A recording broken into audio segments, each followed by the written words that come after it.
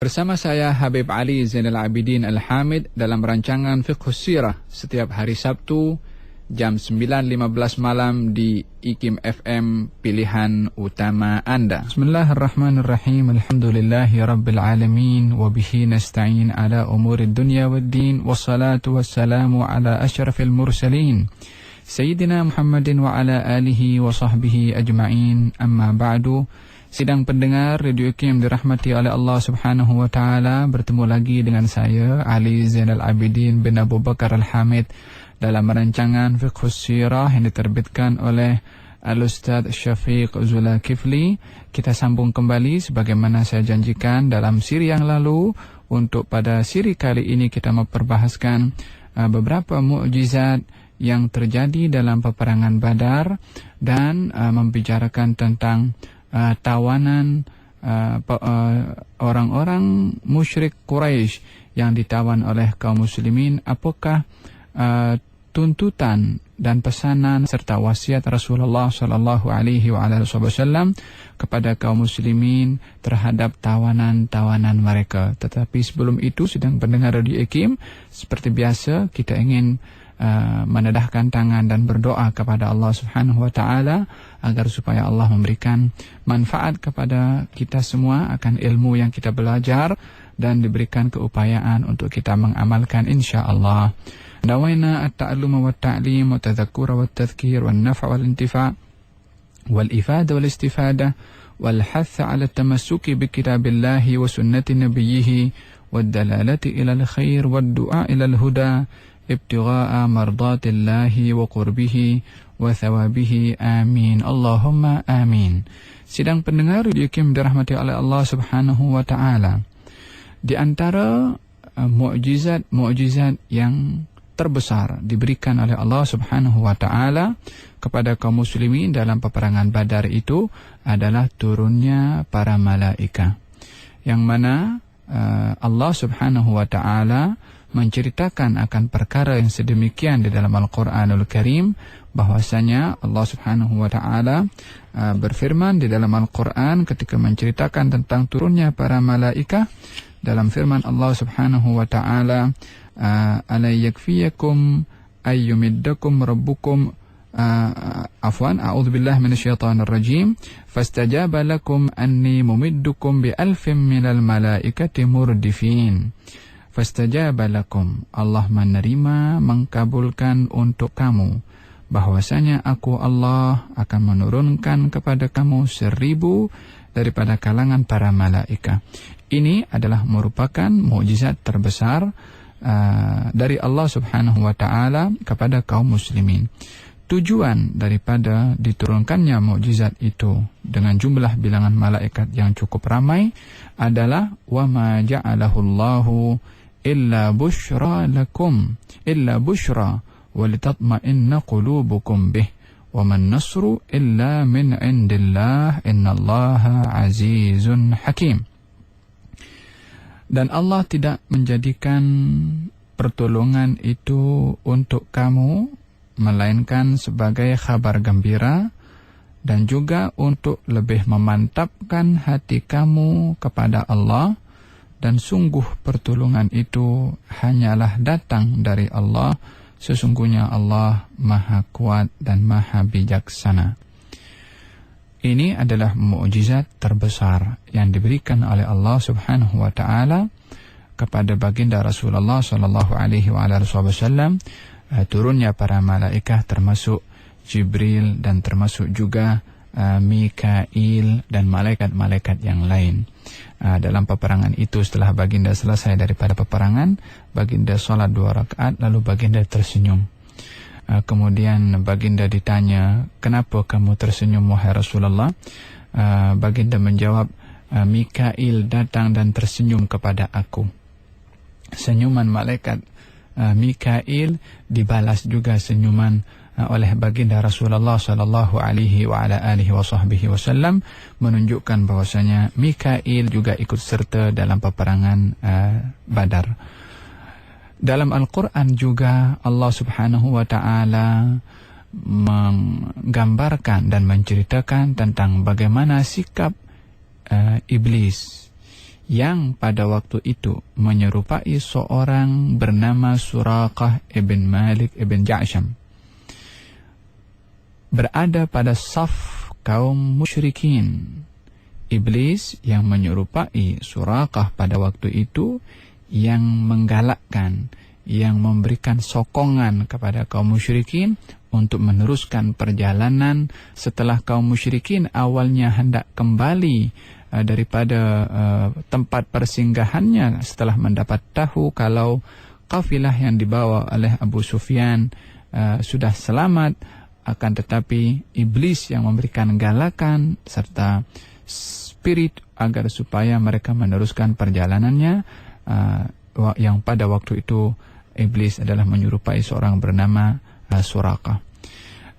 Iblis yang menyerupai Suraqah yang berada pada saf kaum musyrikin, setelah melihat saf kaum muslimin dipenuhi oleh ramai para malaikat, yang mana iblis pada waktu itu melihat kepada kehadiran ramai para malaikat termasuk Jibril alaihissalam, nakasa ala aqibai, maka dia pun berundur bersama menyorok sikit demi sikit. Kata Allah Subhanahu wa taala menceritakan tentang iblis yang berada pada saf kaum musyrikin, inni ara ma la taraun, aku nampak apa yang kamu tak nampak. Ini kata-kata iblis mengatakan kepada kaum musyrikin, aku nampak para malaikat Jibril dan yang lain, kamu sementara kamu tidak nampak. Maka dia menyorok, cabut lari, karena kalau ikut dalam peperangan itu dan berhadapan dengan Jibril alaihissalam, maka dia pun akan diperangi oleh Jibril. Maka dia termasuk orang yang cabut lari menyorok karena takut berhadapan dengan para malaikat yang hadir bersama dengan baginda Rasulullah sallallahu alaihi wa ala alihi wa sahbihi wasallam. Demikian mukjizat yang diberikan oleh Allah Subhanahu wa taala kepada kaum al-muslimin. Mukjizat yang kedua adalah berlaku kepada beberapa as-sahabah. Di antara mereka adalah seorang bernama Ukashah bin Muhsan ibn Harthan al-Asadi. Ukashah ini adalah salah seorang sahabat Nabi yang mendapat doa khusus daripada Nabi sallallahu alaihi wa ala alihi wasallam, yaitu daripada golongan orang yang masuk syurga tanpa hisab.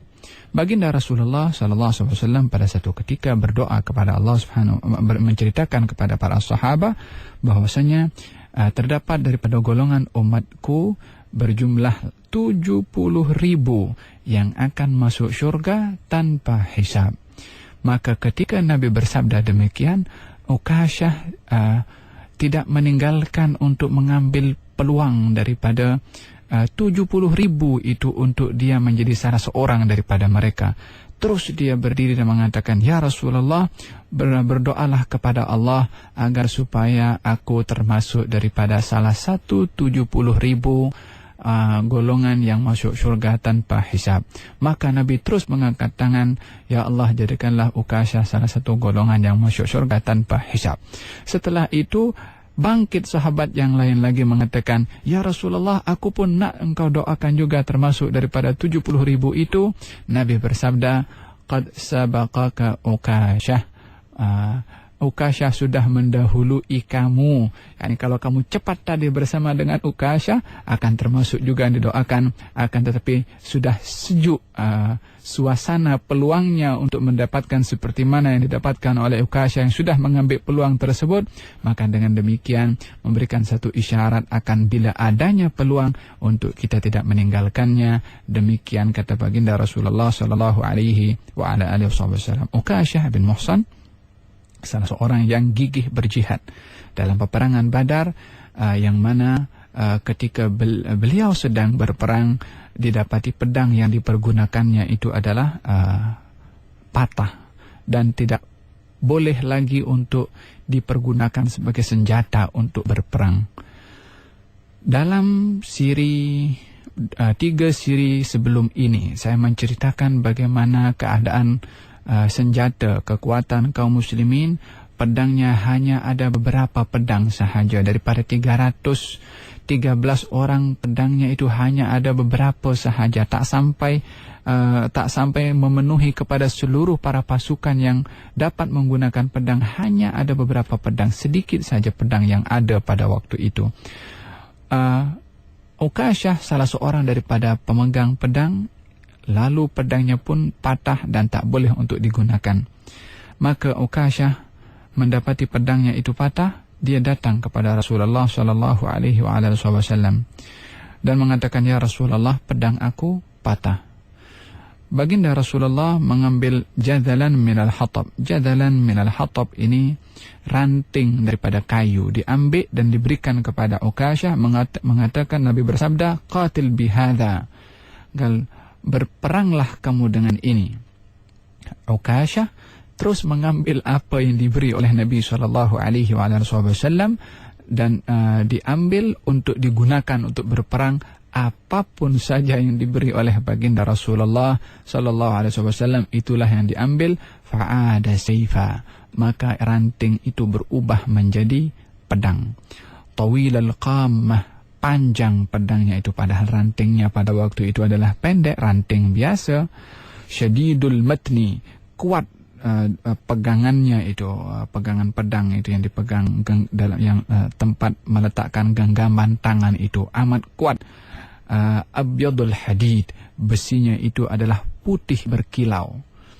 Daripada ranting yang warnanya itu warna ranting coklat, ranting yang itu hanya kecil yang kalau dipatahkan boleh patah, akan tetapi ketika diberikan, disentuh, dipegang dan diserahkan oleh Rasulullah sallallahu alaihi wasallam, berubah menjadi pedang yang panjang, yang kuat dan juga berkilau besi pedang tersebut. Maka diambil oleh Ukasyah dan berubah menjadi pedang. Ukasyah berperang dengan pedang tersebut. Sidang pendengar Radio IKIM dirahmati oleh Allah Subhanahu wa taala, kita dapat melihat bagaimana sikap as-sahabah kepada apa saja yang datang daripada Rasulullah sallallahu alaihi wasallam adalah pertama yang mereka akan ambil adalah menerima apa saja yang datang daripada Rasulullah. Tidak mempertanyakan dulu apa yang disampaikan ataupun apa yang diberi oleh Rasulullah, tapi diterima terlebih dahulu. Nabi Musa alaihissalam ketika disuruh oleh Allah Subhanahu wa taala untuk memukul lautan dengan tongkatnya, ketika dikejar oleh Firaun, Nabi Musa tidak bertanya kepada Allah apa kena mengena tongkat dengan laut, sementara yang diperlukan pada waktu itu adalah pertolongan dari Allah karena dikejar oleh Firaun dan berhadapan dengan lautan. Tak ada jalan untuk dapat menyelamatkan diri. Nabi Musa sebagai seorang yang beriman kepada Allah Subhanahu wa taala tidak bertanya apa kena mengena tongkat dan memukul air laut dengan tongkat, tapi yang menyuruh itu adalah Allah Subhanahu wa taala. Nabi Musa tidak menunggu untuk menunaikan apa yang disuruh oleh Allah Subhanahu wa taala, maka ketika dipukulkan tongkat itu, maka terbelah lautan itu menjadi lorong untuk dilalui oleh Bani Israel menyelamatkan diri daripada kejaran Firaun. Demikian sepatutnya sikap orang yang beriman. Apa saja yang datang daripada Allah, apa saja yang datang daripada Rasulullah, terima terlebih dahulu, cari hikmah di sebalik apa yang disuruh oleh Allah dan juga oleh Rasulullah. Demikian as-sahabah seperti Ukasyah, ketika diberikan itu ranting pokok, ia tidak mengatakan apa guna nak berperang dengan ranting pokok, kita perlu pedang, kita perlu senjata, kita perlu, tapi yang memberi adalah Rasulullah, maka dia tidak menunda untuk mengambilnya dan berperang dengan pemberian Rasulullah, yang pada akhirnya pemberian itu walaupun hanya setangkai atau satu ranting pokok berubah menjadi pedang yang begitu kuat. Maka pedang itu dinamakan al-aun. Al-aun artinya adalah pertolongan. Pedang itu pun diberi nama yang diberikan oleh Rasulullah kepada Ukasyah ibn Muhsan. Ini salah satu daripada mukjizat yang berlaku kepada Ukasyah. Mukjizat yang sama berlaku kepada seorang bernama Salamah bin Huraish yang juga pedangnya patah dan datang kepada Rasulullah SAW, diberikan pokok yang masih basah berwarna hijau yang panjang, diberikan oleh Nabi fatahawwala sayfa, berubah juga menjadi pedang. Subhan, Maha Suci, yang menjadikan sesuatu daripada sesuatu walaupun tak ada kena-mengena daripada asal usulnya. Maha Suci Allah yang tidak tertakluk di dalam ciptaannya dengan sebab dan juga musabbab, karena yang menciptakan sebab adalah Allah Subhanahu wa taala, yang menciptakan musabbab adalah Allah Subhanahu wa taala. Sebagaimana mampu menciptakan sebab dan musabbab, mampu untuk menciptakan sebab tanpa musabbab atau musabbab tanpa sebab. Demikian kekuasaan, kekuatan Allah Subhanahu wa taala yang tidak tertakluk oleh apapun juga. Yang berlaku kepada seorang mukjizat yang kedua, yang ketiga, yang berlaku kepada seorang bernama Qatadah ibn An-Nu'man. Qatadah ibn Nu'man salah seorang sahabat Nabi yang ikut juga dalam peperangan itu, yang beliau terkena senjata kaum musyrikin yang mengenai kepada bahagian matanya. Lalu matanya itu terkeluar daripada tempatnya dan masih bergantung di pipinya, sementara darah itu mengucur daripada tempatnya. Sambil menahan jatuhnya mata itu untuk tidak terlepas, dan sebahagian as-sahabah mengatakan agar supaya memotong urat yang melekat pada kelopak matanya dan juga pada matanya yang jatuh itu untuk dipotong agar supaya tidak mengganggu pergerakan Qatadah pada waktu itu. Maka Nabi ketika mendapat tahu perkara yang sedemikian, baginda Rasulullah sallallahu alaihi wasallam mengatakan, jangan kamu melakukan yang sedemikian, dan disuruh untuk dibawa kepada baginda Rasulullah sallallahu alaihi wa ala alihi wa sahbihi wasallam. Maka dibawa kepada baginda Rasulullah, lalu baginda mengambilnya dan lalu meletakkan mata Qatadah kembali ke tempatnya. Maka kembali mata itu ke tempat Qatadah, sehingga kata Qatadah mengatakan, la adri, saya ini tak sedar setelah dikembalikan mata itu oleh Rasulullah, saya tak tahu lagi yang mana satu mata saya yang luka karena atau yang terlepas ataupun yang jatuh daripada tempatnya, karena sama sekali tak ada merasa sakit daripada mata yang dikembalikan oleh baginda Rasulullah sallallahu alaihi wa ala alihi wasallam.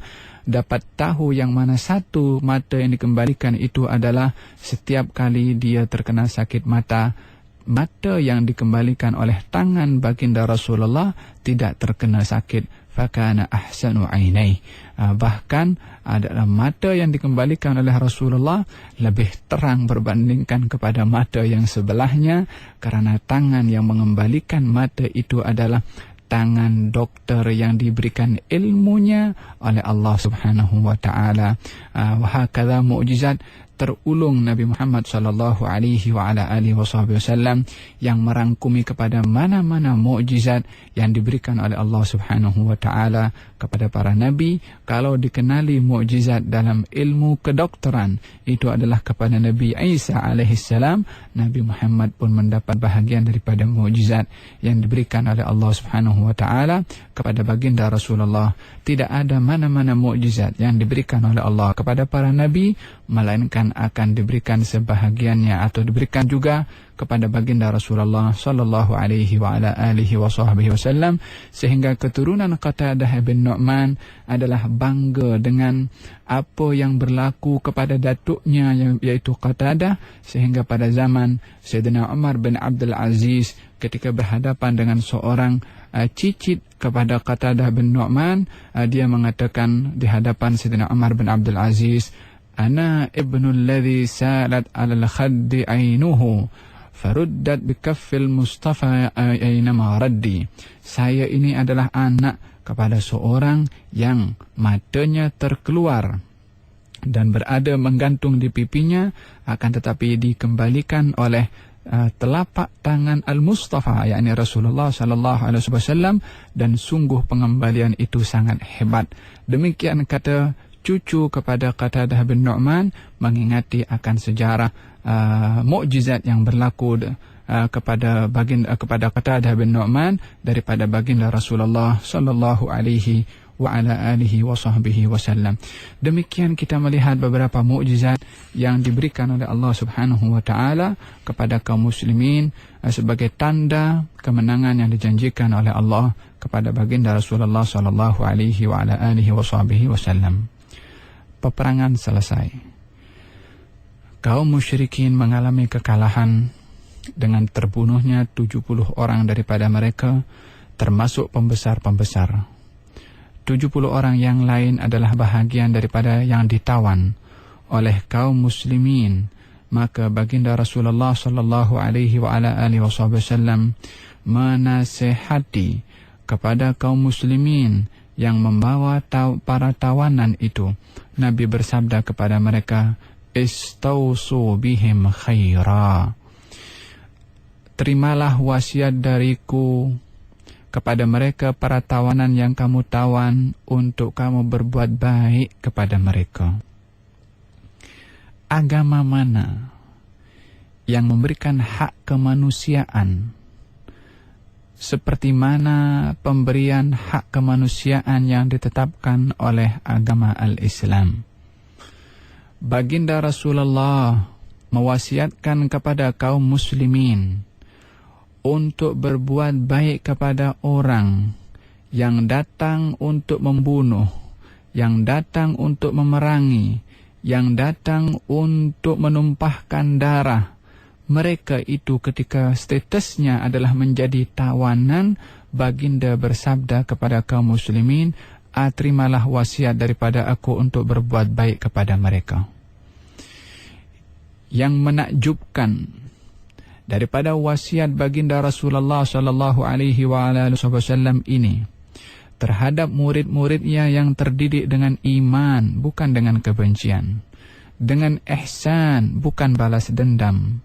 Mereka kaum muslimin yang mempunyai tawanan mentaati akan perintah Rasulullah sallallahu alaihi wasallam untuk berbuat baik kepada tawanan-tawanan mereka. Di antara tawanan-tawanan yang ditawan oleh kaum muslimin adalah seorang bernama Abu Aziz ibn Umair, saudara kepada Mus'ab ibn Umair. Dia menjadi salah seorang tawanan yang ditawan oleh kaum al-muslimin. Maka kata Abu Aziz ini sendiri yang menceritakan ketika dia menjadi tawanan, ketika orang yang menawan aku itu datang waktu untuk makan tengah hari atau makan malam, maka mereka akan memberikan kepada aku roti, sementara mereka akan cukup dengan memakan korma sahaja. Walaupun hitungannya adalah roti lebih sedap, lebih berharga dan lebih disukai untuk menjadi makanan pokok, akan tetapi demi mendengar kepada pesanan dan taat akan wasiat Rasulullah untuk berbuat baik kepada para tawanan, tawanan yang ditawan, yang kafir, yang datang untuk membunuh, yang ingin menumpahkan darah ketika berada dalam keadaan lemah dan menjadi tawanan, maka kita atau kaum muslimin pada waktu itu diperintah untuk berbuat ihsan. Maka mereka menunjukkan akan kepatuhan itu dengan berbuat ihsan, dengan memberikan yang terbaik untuk diri mereka sendiri kaum muslimin, diberikan kepada tawanan yang mereka tawan. Sehingga roti itu diberikan, kata Abu Aziz, kepada aku, dan mereka hanya cukup, mereka yang menawan itu hanya cukup untuk memakan korma karena untuk mentaati kepada perintah Rasulullah sallallahu alaihi wasallam. Sehingga pada satu ketika mereka itu, yakni kaum muslimin yang menawan kepada Abu Aziz, ketika datang rezeki kepada mereka walaupun hanya sepotong daripada roti, karena mereka juga kaum muslimin pada waktu itu adalah berada dalam keadaan susah, sehingga kepada makanan-makanan yang asas pun juga mereka berada dalam keadaan memerlukan. Akan tetapi bila mana datang walaupun hanya sepotong roti yang cukup untuk dimakan oleh dirinya sendiri, sepotong roti itu diserahkan kepada aku, kata Abu Aziz, maka aku pun malu untuk nak makan sepotong roti yang jatuh ke tangan mereka itu, yang dimana mereka sangat memerlukan kepada roti untuk dimakan dirinya sendiri. Akan tetapi ketaatan mereka kepada Nabi mereka menyebabkan roti yang hanya sepotong itu diberikan kepada aku pun malu untuk memakannya. Aku kembalikan roti itu kepada orang yang memberi kepada aku, dia pun mengembalikan roti itu untuk dimakan oleh aku dan tidak memakannya walaupun sedikit pun. Demikian kata Abu Aziz ketika meriwayatkan kisahnya menjadi tawan kepada salah seorang kaum muslimin yang berbuat baik kepada orang-orang yang ditawan. Demikian tunjuk ajar Nabi Muhammad sallallahu alaihi wa ala alihi wa sahbihi wasallam kepada as-sahabah, tentunya kepada umatnya sepanjang zaman. Kemenangan yang dicapai oleh kaum muslimin tersebar ke mana-mana. Bagi kaum musyrikin, berita itu adalah merupakan satu berita yang sangat menyedihkan. Tetapi bagi sebahagian yang lain, seperti An-Najasyi yang berada di Habasyah ketika mendengarkan kabar kemenangan Rasulullah sallallahu alaihi wasallam, An-Najasyi gembira. An-Najasyi setelah mendapat tahu akan kemenangan baginda Rasulullah, An-Najasyi memanggil kepada Ja'far bin Abi Talib yang pada ketika itu masih menetap di Habasyah untuk mengekalkan keadaan keamanannya beribadah kepada Allah Subhanahu wa taala. Maka Ja'far bin Abi Talib dan orang-orang al-mu'minin yang berada bersamanya di negeri Habasyah dipanggil oleh An-Najasyi. Kali ini panggilannya adalah bersifat agak berbeza. Yang biasanya An-Najasyi bila mana berjumpa akan duduk di atas singgasananya, akan duduk di atas permadaninya, akan berada di tempat yang penuh dengan kemegahan dan kemewahan. Akan tetapi kali ini ketika berjumpa dengan Sayyidina Ja'far bin Abi Talib, maka An-Najasyi didapati duduk di atas tanah. Berbeza dengan keadaan sebelum ini. Sayyidina Ja'far bin Abi Talib yang melihat keadaan An-Najasyi itu dan bertanya kepada An-Najasyi apa sebab memanggilnya. Lalu An-Najasyi menceritakan bahwasanya dia gembira akan kemenangan yang diraih oleh seorang Nabi Allah, yaitu Nabi Muhammad sallallahu alaihi wasallam, yang An-Najasyi pada waktu itu sudah berikrar akan kenabian Nabi Muhammad sallallahu alaihi wasallam. Kegembiraan itu dikongsi bersama dengan kaum muslimin di negerinya. Maka Sayyidina Ja'far bertanya, lalu apa yang menyebabkan kamu duduk di atas tanah? Kata An-Najasyi mengatakan, telah datang daripada Isa, yakni dari dalam kitab atau riwayat yang disandarkan kepada Nabi Isa oleh An-Najasyi mengatakan bahwasanya adalah merupakan satu adab bagi seorang hamba Allah bila mana ingin menceritakan tentang satu kejadian atau kabar gembira sebagai nikmat yang datang daripada Allah untuk mempunyai sifat tawadhu kepada Allah. Maka duduknya aku di atas tanah ini sebagai tanda tawadhu aku ketika ingin mengungkapkan dan menceritakan nikmat yang diberikan oleh Allah kepada kemenangan yang diberikan kepada Nabi Muhammad sallallahu alaihi wa ala alihi wa sahbihi wasallam. Demikian baginda Rasulullah sallallahu alaihi wa ala alihi wasallam dalam meraih kemenangan yang diberikan oleh Allah Subhanahu wa taala. Adapun bagi kaum musyrikin yang mereka adalah sangat menyesali akan apa yang sudah berlaku, berhari-hari mereka adalah mengingati kekalahan dalam peperangan Badar. Kebencian semakin membara di hati mereka, sehingga tidak berjumpa satu dengan yang lain melainkan akan mengingati akan kekalahan itu. Salah seorang daripada mereka bernama Safwan ibn Umayyah yang duduk di bersebelahan dengan Hijr Ismail bersama dengan seorang bernama Umair ibn Wahab. Umair bin Wahab bersembang dengan Safwan ibn Umayyah dan mengatakan bahwasanya tiada lagi keselesaan dan kenikmatan di dalam hidup kita ini setelah orang-orang yang kita sanjungi sudah meninggal dunia, sudah mati semua, yakni Abu Jahal dan konco-konconya. Tak boleh lagi nak hidup selesa setelah ini. Maka kata Umair mengatakan, kalau bukan oleh kerana aku ini dirundung dengan kalau bukan oleh kerana hutang yang aku ada kepada orang lain, dan kalau bukan oleh kerana ramainya ahli keluarga yang aku wajib untuk tanggung mereka, aku akan pergi kepada Muhammad dan aku akan bunuh kepadanya. Demikian azam Umair. Safwan ibn Umayyah mengambil peluang azam itu dan mengatakan, Umair, adakah kamu bersetuju untuk menunaikan apa yang kamu kata sebentar tadi, dengan aku menjadi penjamin kamu untuk menjamin ahli keluarga kamu nafkahnya dan hutang kamu aku bayarkan, tapi engkau tunaikan apa yang kau kata tadi, yakni untuk membunuh kepada Rasulullah. Kata Umair mengatakan, deal, setuju. Sidang pendengar di IKIM dirahmati oleh Allah Subhanahu wa taala, mereka berpisah daripada Hajar Ismail dengan menyembunyikan rancangan mereka. Keesokan harinya Umair tidak menunggu untuk mempersiapkan perbekalan yang diperlukan untuk menuju ke Madinah, dengan tujuan awalnya dengan alasan untuk membebaskan anaknya yang ditawan oleh kaum muslimin. Sampai ke Madinah dengan membawa pedang, dan pedang itu sudah dibubuh racun sebelum menuju ke Madinah. Lalu Umair yang datang dan dilihat oleh Sayyidina Umar bin Khattab, terus dipegang tali lehernya oleh Sayyidina Umar bin Khattab dan dibawanya kepada baginda Rasulullah.